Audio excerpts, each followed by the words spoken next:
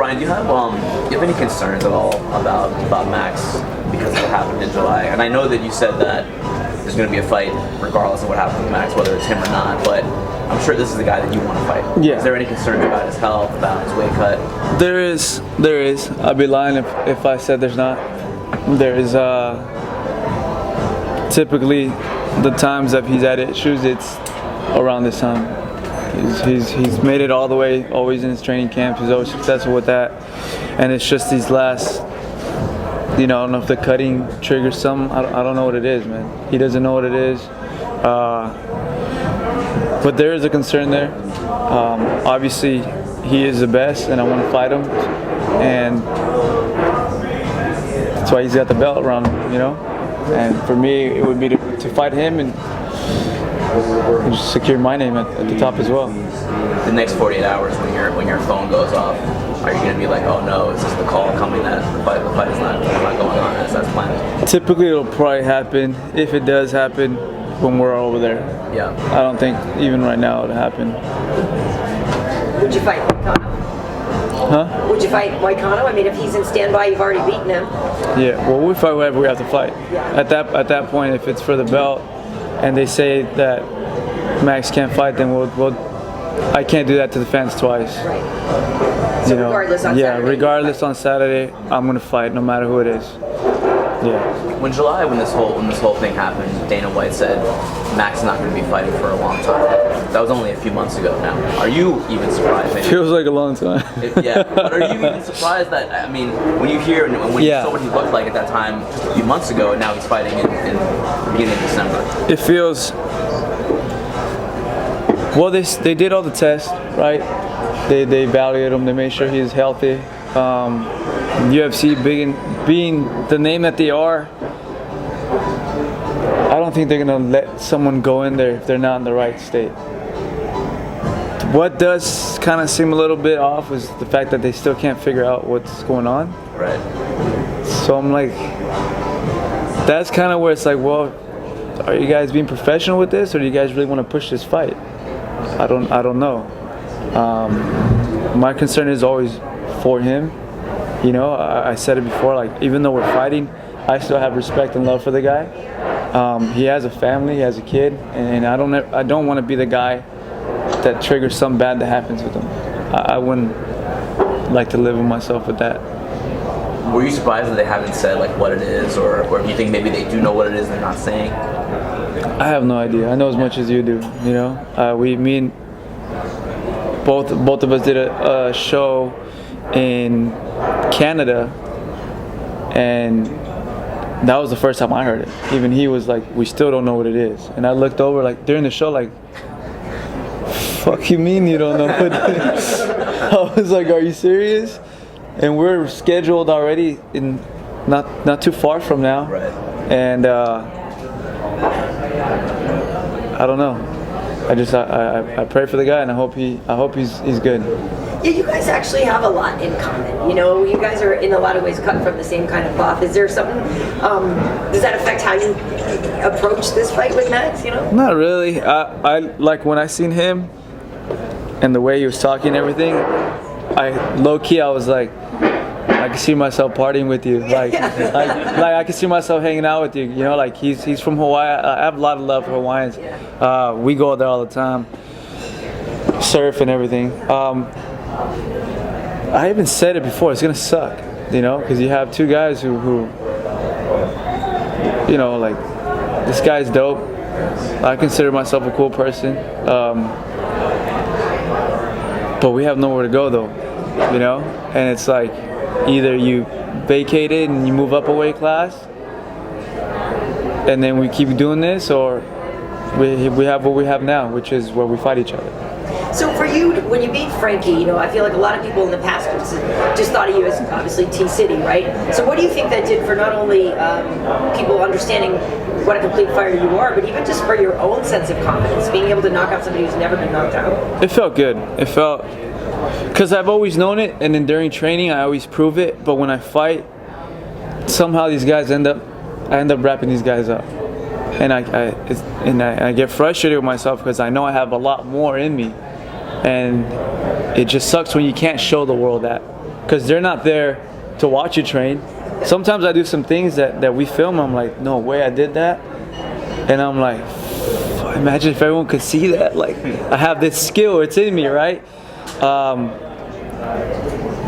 I think that moment panned out well, as in terms of it got to show everyone that I got hands to, and in the fashion that it was done, to who it was done to, really kind of just put a statement out there and solidified me as one of the top fighters in the game now. So you've seen obviously how Max fights. You know, he and Lamas will stand there in the middle and point to the center of the octagon. So, I mean, are you excited to get in there and trade hands with him? Or? This is gonna be fun. This is gonna be fun because we can go. The way I looked at it is we can go either route. You know, we can trade punches. We can go to the ground. It doesn't matter now at this point. I feel like at the end of the day, when we go in there, we're gonna exchange.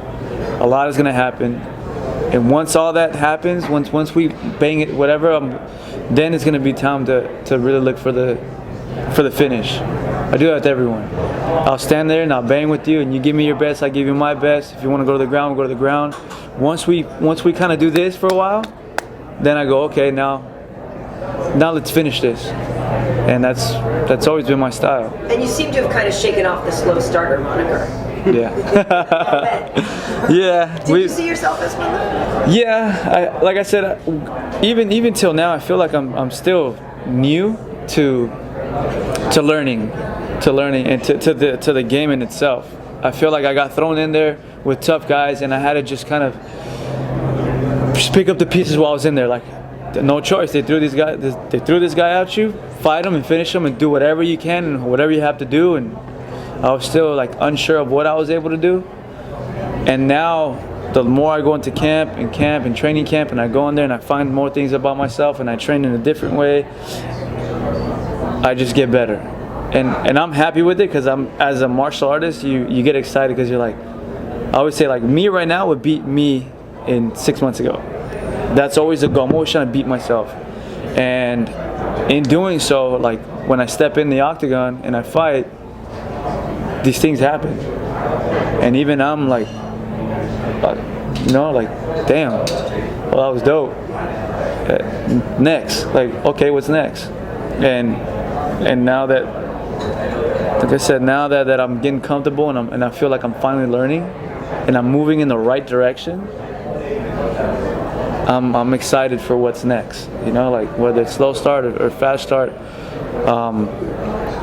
I feel really new still to the game, and to feel new at the top, it's almost reassuring because it's like, okay, like you barely feel like you're getting started now, but you're #1 guy. So you feel like you'd have some staying power. It's like, you know, like I'll be in here for a while if I have to. Don't you feel too like it's your destiny a little bit? I mean, the things that have happened to you in your life, and what about that? How do you feel about that? I feel like it's my destiny. I feel like everything is coming together, and I feel like there's bigger things also ahead. You know, I get this weird feeling that there's just bigger things to do still, and I can't wait to figure it out. How do you turn? You are a compassionate guy, and I know everything you said about Max and being concerned for him is real. How do you're going to have to like turn that off though when that cage door locks and become a fighter? How do you do that? Every time. When you get hit in the face, even by someone you care about, you have to fight. It's simple as that. They close the cage. Once you get hit, it's on and cracking. You know, whether you like them or don't like them, whether, you know, it's not like it's a street fight or somewhere you go, hey, chill, man, like, you know. No, no one's gonna stop this. So you have to fight or flight. Has your training camp, like, is it the same as it usually is, or have you tried to lean more heavily on boxing or jiu-jitsu for this camp? We've done everything that we've always done, which is go back to the films and study and get better for yourself. We watch some film on Max as in terms of what he's going to bring to the table, what we have to be aware of, but our training typically always just stays the same. Like I said, I always just want to beat me. My goal, they said the biggest, your toughest opponent is in the mirror. So as long as I keep beating me, then I'm going to be all right. And that, I guess, last thing for me is like you have so many things going for you. It's, I mean, we can see that, and I think that the people that follow this sport can see that too. Is it hard to not, let yourself get ahead of yourself and anticipate all those things that could be coming your way, given your personality, where you're from, and just who you are? I mean, I always laugh about it because I say even if we lost it all, at least we had it for a bit. But no, man, I take it day by day. I take it fight by fight. I don't get ahead of myself. I know what's in store already. Even whatever the outcome of this fight is, I know what's in store. But no, man, I feel really good. I feel good about. I look at what happens, worst case scenario and best case scenario, right? And either way, I'm good. I always look at it like you're good. No matter what happens, win, lose, draw, like I'm gonna be all right. It's not like life's gonna, things still. The world keeps moving, and it's like always, man. That doesn't really affect me. Henner was on the MMA Hour this morning, and he said that people around you and him feel like you've already won in many ways because you're a professional athlete. You got out of the place where you came from. You're already here. You've already won. Is there an element? I know that you want more, but is there an element of that you feel too? Yeah, I feel the same way. I feel like we're not struggling as much as we were before. Our problems we start to think and you feel like you have problems and you go, wait a minute, like, shut up. yeah, you're all right now, dude. Like, relax. Do you still get the old element, though, the bad element coming around, or were you able to separate? Did you want to separate all the way? Not all the way. Yeah. I feel I would never turn my back on anyone, nor think that I'm better than them. At the same time, I do explain to them I can't be with you outside, anymore like how it used to be, or I can't be doing, Now we hang out and we do things on my terms, as in terms of, you guys love me, right? Keep me safe. You guys respect me, right? Let's do things this way. The game's just changed, And for me, these guys all been loving. They know not to bother me during training camp. They know not to take me out even after I win. Like, they know where to take me out to, where not to. Like, they know me so well now that it's like, they know my answer is gonna be no, yes, no, and then I have to think about it as well. I'm like, do I want to go to the club with these guys? Yes and no, right? Like, yes, I want to celebrate with them because they see me when I was a kid, but no, because if most likely they're gonna get drunk, something's gonna happen, and I'm gonna be right there. So it's just kind of now realizing where to put yourself in and where not to put yourself in. Is there a constant temptation, though, in some ways, to fall back into where you were, 10 years ago? Because you're still around the same people, like you said, it's kind of the same group. The temptation's not really there anymore, as in terms of doing stupid things, like go and fight or whatever, the things we did. I feel more the temptation is now like let's more like to celebrate. Like we have someone from the harbor area who's doing something, making it. Like, I want to celebrate with all you guys. But I know at the same time I got to be careful how I celebrate it, But the temptation's not there, as in terms of doing stupid things. No. Sometimes I just do it on my own, but it wasn't like it wasn't planned, What is a 2018 Brian Ortega problem compared to like a 2007 Brian Ortega problem? Shit. You said the problems aren't really problems now. 2007, I always had to look over my shoulder, as in terms of just walking down the street. I was walking. I didn't have a car. I didn't even have a car. I was walking. You're always looking on the street. You're always worried if it's if something's gonna pop off. No, relax. You don't get to relax. Now I still have those, we call like kind of PTSD moments where you're always still walking. You're like, you still look or you go somewhere and you're aware. But I feel like that's more just the teaching that I got from that environment that just keeps me surviving. But the problems are different, man. Like I said, I would watch over my back, or I would see what kind of mess we're gonna get into, or who we're gonna find, or what it was that we're gonna somehow create. Versus now, it's like problems today are like there's no waves to surf, like there's like or it's different, There's like, oh, this guy's calling you for this, or what about this deal, or it's different now, So it's night and day compared to the problems, and I'd rather have these ones than the other ones. I'll tell you that. Are you a target at all though because of your success? Where you're from in San Pedro, Marvel area. Because people know you and they probably knew you back then, and they, I don't know, you know what I mean? That's a fear. Yeah. That's a fear that I have. I always tell everyone everything. All the time I tell them, you know what? Like, one of my fears is, what's that song says? Everything that you do will come back to you in your sweet time. So that's why I still don't relax. Even my coach gets mad at me sometimes because it's like he's like, come on, man, relax. I go, nah, I'm always good, but I just never know. Someone one day or whatever, you never know, man. It's something that you don't know. So we always stay alert and we're ready, all the time. Are there plans to move you and the family out of no, stay in there. Ride or die, that's it. On the way over here, we're driving through Beverly Hills. And we just joked around right now saying that. I told them I'm going to move over here. They're like, oh, but there'll be no more ruckus. We'll be the guys bringing the ruckus to Beverly Hills. Yeah. But, no. Our neighbors would be pissed. No, I think I like it there. For the most part, there's not too much hate. Usually a lot of people get hate from their own city. I get a lot of love. And if there is someone hidden in there who whatever, then it is what it is, my day will come.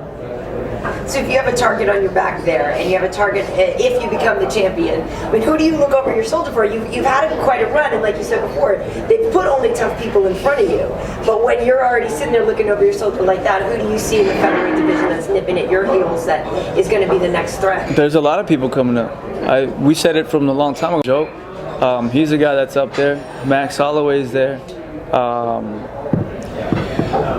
There's some guys out there they're climbing that ladder and they're hungry, So far I can name these two. Zabit, I seen. He's a tall guy that everyone's talking about. That caught my eye. His style. You have who else up and coming? You got Yair came back from a good fight with Korean Zombie. So you watch that? It was a Saturday. We were sparring, but someone had a phone, so we kind of just tuned in, right? But that was lately. I haven't really watched any fights, but you have some good names that. And you can stay in that division. You can keep making that weight for a while. Yeah, the weight's no problem. Like I said, I'll have a couple. I got these ideas that I want to go for, and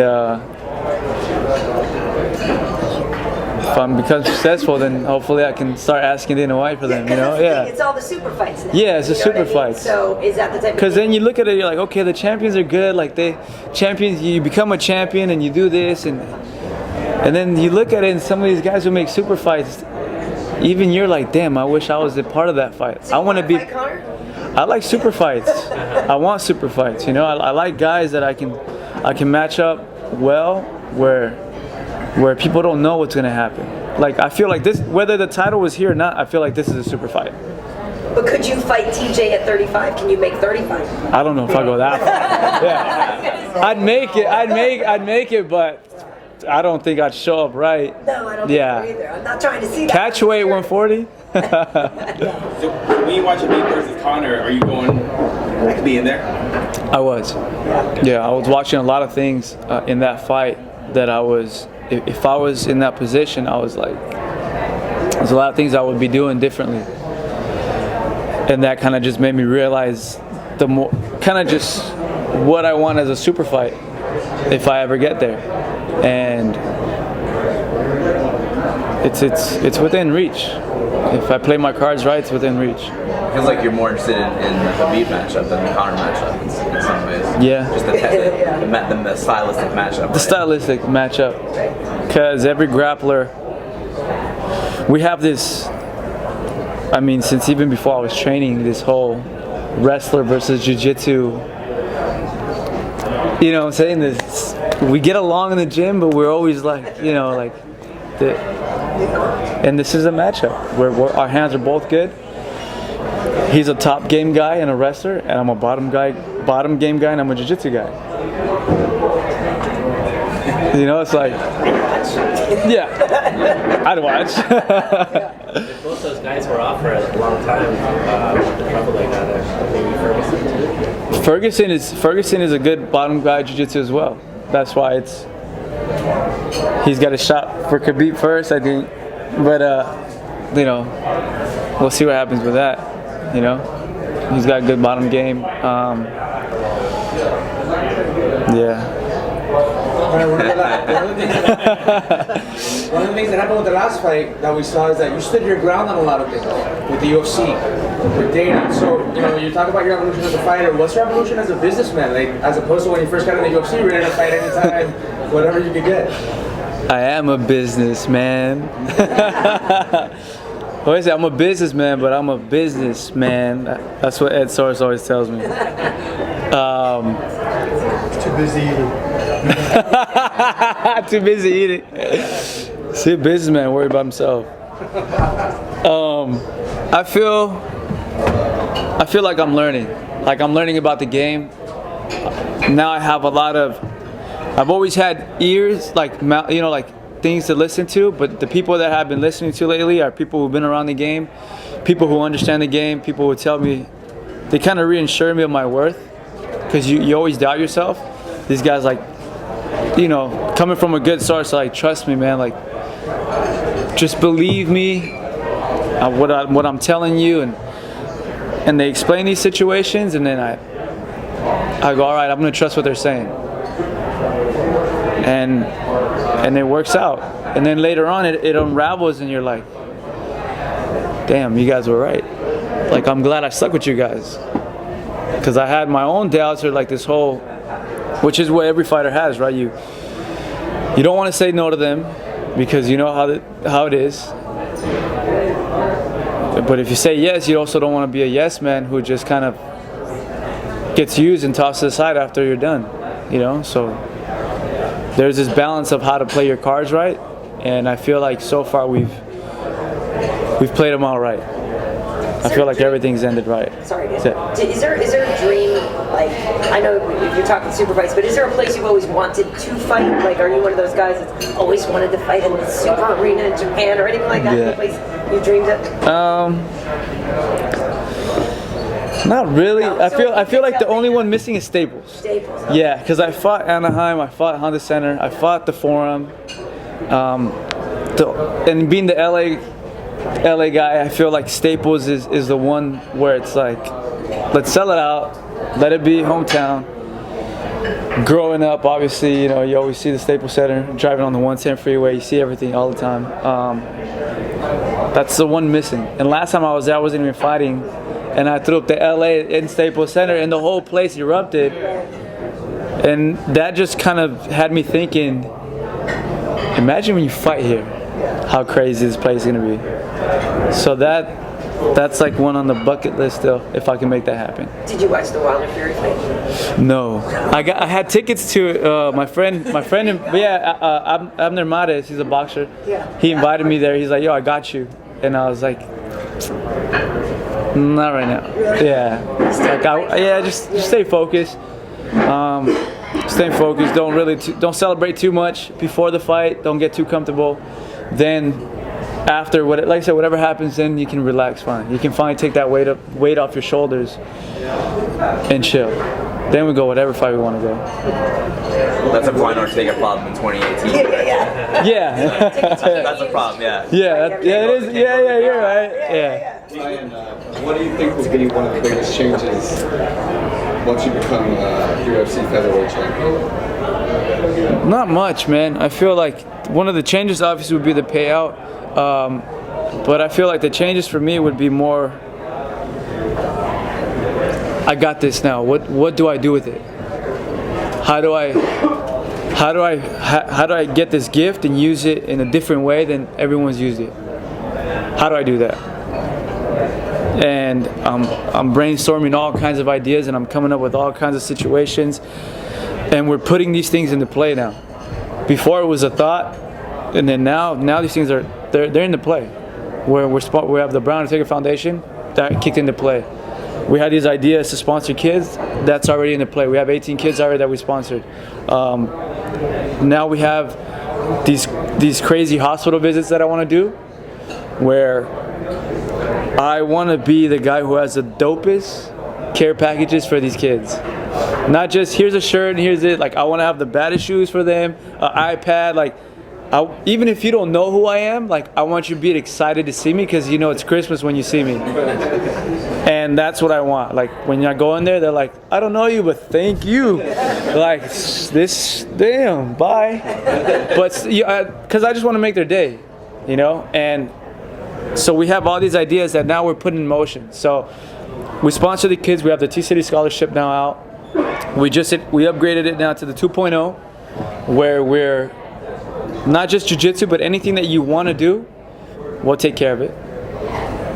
The hospital visits is the tricky part. But now these care packages are finally coming in together, actually. And now we just, like I said, see if Reebok, now we make them some custom shoes for these kids, or like I said, everything's coming into play. I don't want to talk too much, but it's in motion, you know. And with the belt, it kind of just, it would just feel good to say, hey, I'm the champ who does this. You know, that's all. It just puts it just makes the picture look prettier. But as in terms of the work itself, it doesn't matter. It's still gonna happen. I was going to say, how much does that come into play in your mind as far as if you do, once the championship come? Even, yeah, I'm busy for a while. There's no break for me right now, but in a good way though. That's a 2018 problem. Yeah, I can't catch. Before I didn't know what to do with my day. Now the days are planned. Your months are planned. You know, like I'll tell you now. Like, I'm busy. After this fight, I get maybe one or 2 weeks off, and then it's work till March. And then after March, then I'll most likely get into another fight and then work for then. So that's another 2-3 months. So my break might come after next summer. And we're barely, or after 2019. After 2019 summer, then I can finally catch maybe a month to window break. And even then, with what's planned, good luck, you know. So that I just got to adjust to this type of lifestyle now, to where you're constantly busy and you're doing things, and you find little windows of vacation than just kind of sitting around for 2 months like I used to. That's probably the biggest difference. What is this movie about that you're doing? Tell us about this. It's a movie that I signed with. I don't know. I gotta check, but I think I'll be the first UFC fighter in history to have the lead role in a big movie. Yeah. When you say big movie, what is that like? It's a big movie. Like movie it's theater. secret. Yeah. Like we're doing it. Yeah, we're.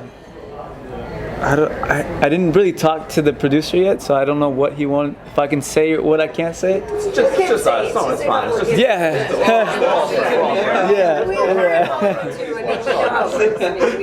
Yeah.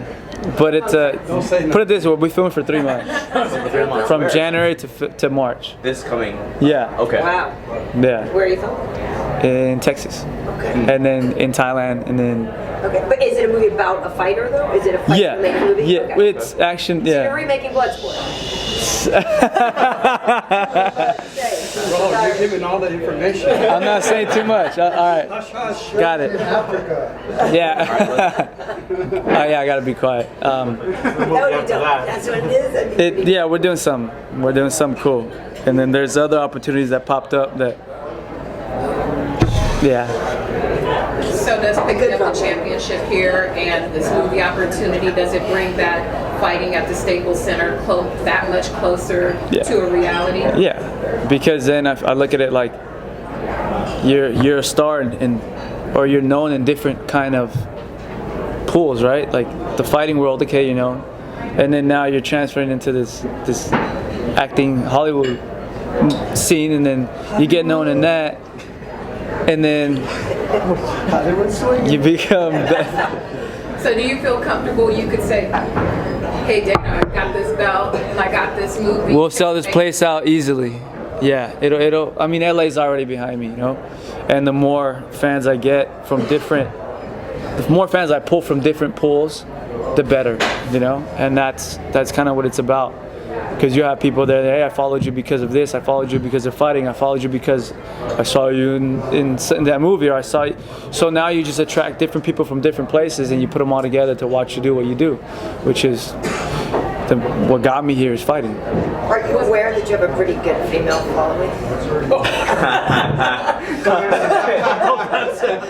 That's just water, bro. Because whenever I mention your name with people, like the dreamy eyes comes up, that kind of thing. So you're a little bit of a pinup for a lot of female MMA fans. I don't know how you're aware or how you feel about that. It's a good thing, I guess. My bad. Yeah. 18 problem. That's a good 2018 problem. No. Problem, right? Yeah, I'm getting noticed more. Yeah. Does that, I mean, in all seriousness, you are a father as well. Like, more money, more problems, right? Like, that kind of problem is something maybe that actually is a real thing right now. Women always trying to get in their space. I'm pretty good at my discipline. You know, like I'm focused at what I do, and everyone knows no one can get in my way of my dream. So. Sorry. Sorry. Ryan, does the magnitude of kind of all these things, right? The movie coming up, all these kind of different things that you said, you guys plans and groups like the hospital visits, all that, and obviously even just with the cancellations of the fight, I feel like all this is building up to this, you know, this Saturday. Does the magnitude of all that kind of get to you? Is that pressure? Is that motivation? No, not anymore, man. I think I finally accepted my role. As in terms of, I'm a fighter. I go in there and I fight. The movie's the movie. That's different from this. At the end of the day, you go in there and you have two options.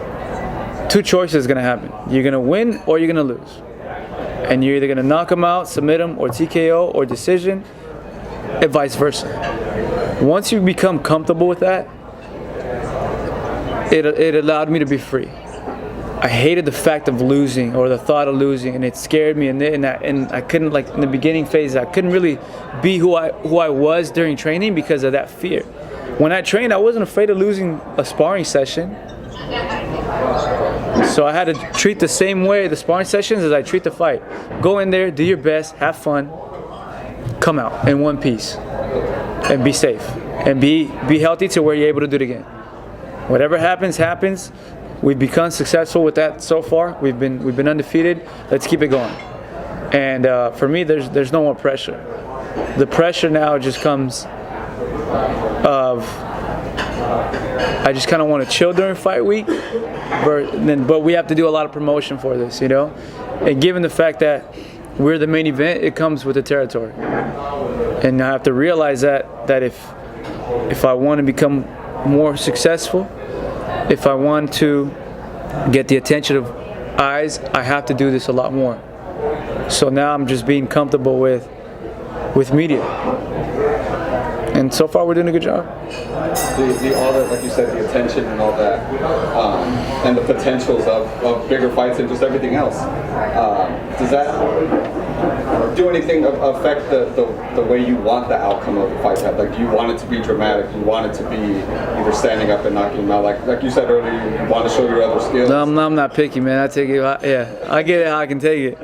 Yeah, and submission, KO, whatever it is, if it has me winning, I'll take it.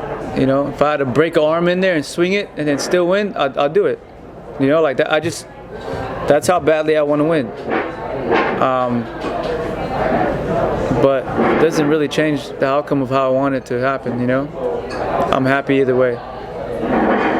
So you took a photo with Mayor Garcetti from LA recently.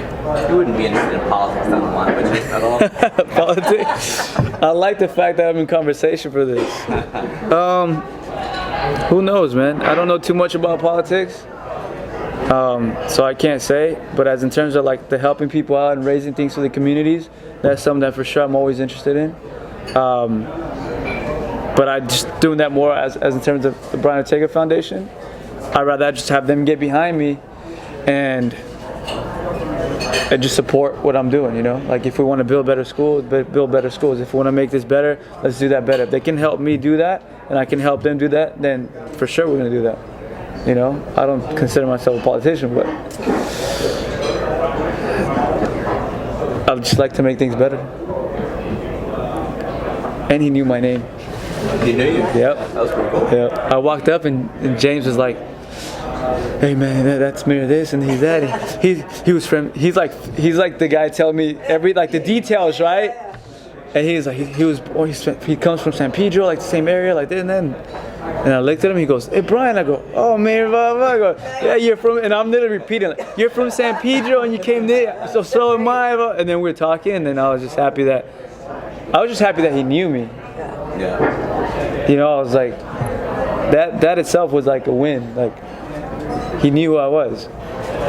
And I was like, I had a guy next to him too that was telling me Yeah, the same I thing that you bet. were. don't say that. Don't say that. Don't say that.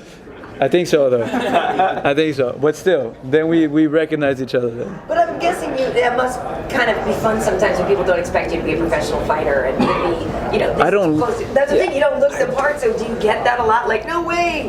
How was that even? All the time. Yeah. I get that all the time. I don't look like a fighter. I don't have cauliflower ears. Yeah.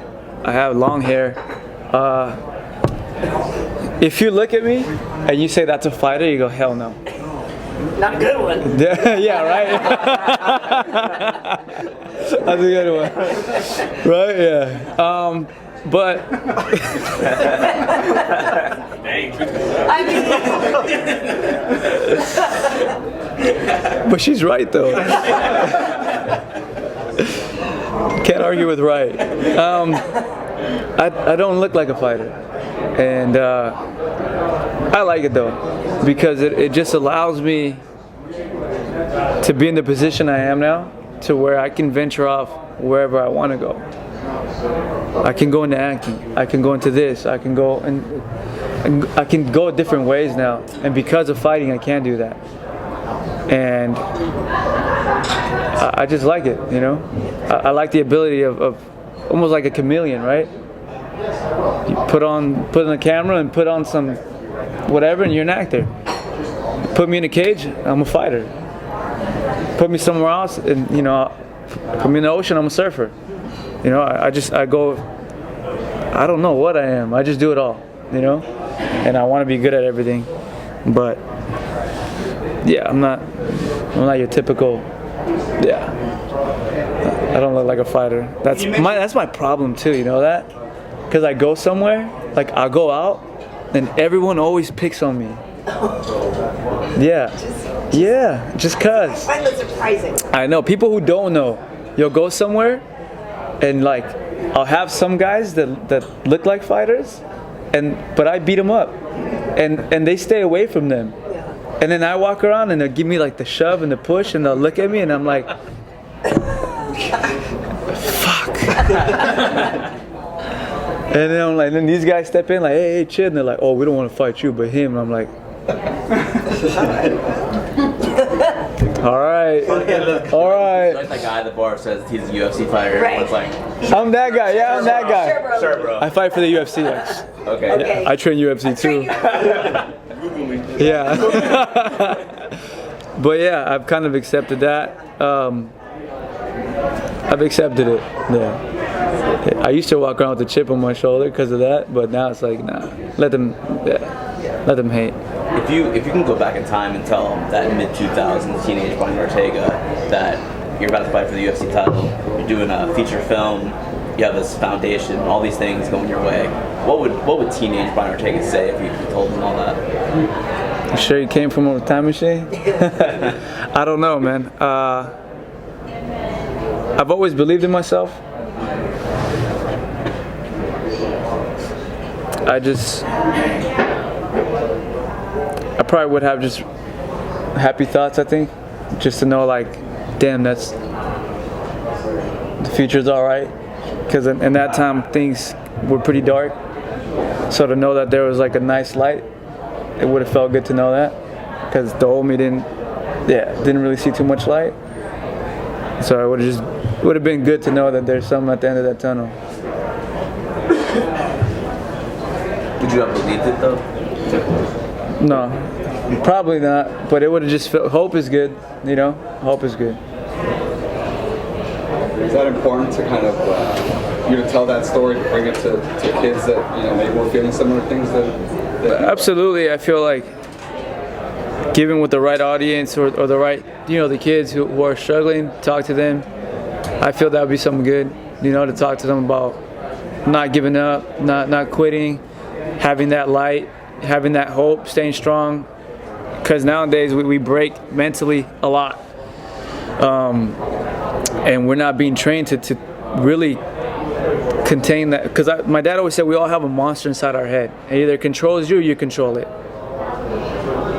So, and I feel like we're not being taught to control that monster, put him in its place. But yeah, man, I feel like, especially with, you see that the suicide rate for teens is crazy. Someone actually sent me a message not that long ago, a message like that. And you go through your DMs and you're like, and the majority you don't read, and this one was like, damn, allow, right back, like, hey, don't, find me here, add me on this, add me on that, let's become friends, like, and they're still here, but it's crazy though, man, like, you never know where people are in places, and I had a couple friends commit suicide, so I know, I kind of understand it a bit, so yeah. So this was someone struggling who reached out to you for help, kind of. Yeah. And what did you say? I was just talking to them. I just felt like they needed a friend. So I didn't know what to say. I was just, don't do it. Let's talk. How was your day? What's going on? Let me get to know you. Who are you? Talk to me. What's bothering you? What can I do to help? And then just talking to them helped. And then now we just send each other photos back and forth, and just like, oh, I'm in the car, and they're like, oh, now I'm doing this, and it's like, obviously I know I can't do that with the whole world, but start somewhere, right? So yeah, we did that. Good. So you have that prime foundation. That's what you have. Yeah. Well, I mean, seriously, you think the Eminem song, Stan, right? The whole thing. Yeah. That's real. That's real. Yeah. It's heartbreaking. Yeah. Yeah, it was a girl who reached out to me. Yeah. I feel like killing myself, didn't I? Was like, what was that moment like? Just kind of reading that and getting like, oh, like, I gotta get back to this. I was tripping out. Because it's like, one, I don't know you, and I don't want to say the wrong thing. Because now you're like, man, what do I say? If I say the wrong thing, I don't want to have that, like that feeling, that guilt. Yeah, and I'm like, but I don't want to ignore it either and say, oh, great, even this guy ignores me too. So it was crazy. Like, don't do it. Talk to me. That was it. And then started venting out. And then I was just trying to give the best advice I can, and at the same time, just be like, hey, so how you doing? Send me a photo. What's going on? Like, just keep checking in. And until right now, I'm still doing the same thing. Yeah. So I'm glad she didn't do that.